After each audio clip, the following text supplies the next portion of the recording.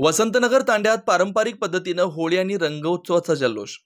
लोणार तालुक्यातील किनगाव जट्टू वसंतनगर तांड्यामध्ये पारंपरिक पद्धतीनं होळी आणि रंगोत्सव साजरा।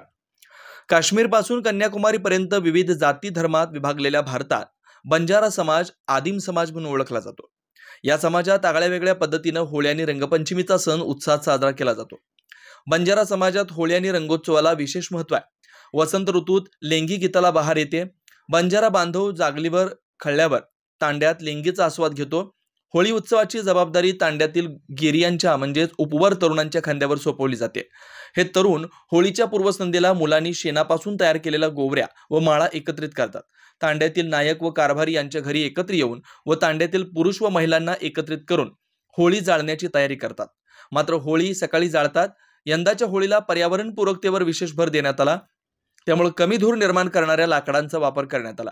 तांड्यात होळी साजरी करण्यामागे केवळ मौजमजा करणं, वातावरण आनंदी ठेवणं एवढाच हेतू नसतो, तर थोर संतांच्या विचारांचा जागर करून प्रचार व प्रसार करणं, पर्यावरणाचं संतुलन राखणं, बंजारा संस्कृतीचं संवर्धन करून ती पुढच्या पिढीला सोपवण्याचा हेतू असतो।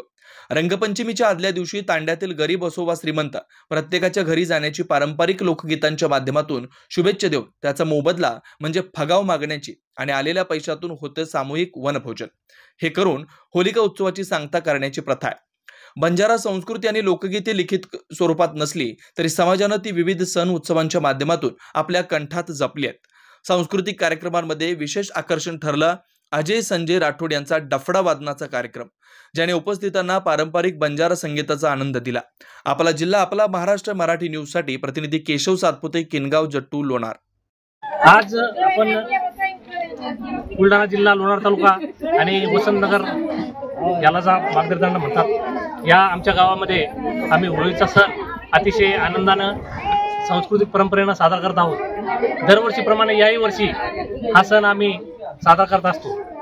आमची जी संस्कृती आहे बंजारा समाजाची संस्कृती, ही संस्कृती सिंधू संस्कृतीपासूनची संस्कृती आहे आणि जवळपास 1739 मध्ये जेव्हा शिवराज महाराजांचा जन्म झाला होता, त्या काळामध्ये शिवराज महाराजांनी जे अलिखित जे आम्हाला बोध दिलेले आहेत, ते बोध आम्ही या लेंगीतून आणि या गीतातून आम्ही समाजासमोर मांडत असतो। आणि हा सण आम्ही ज्यांना दरवर्षी ज्यांना मुलगा होतो त्याच्या घरी धुंडाचा कार्यक्रम म्हणून आम्ही साजरा करत असतो।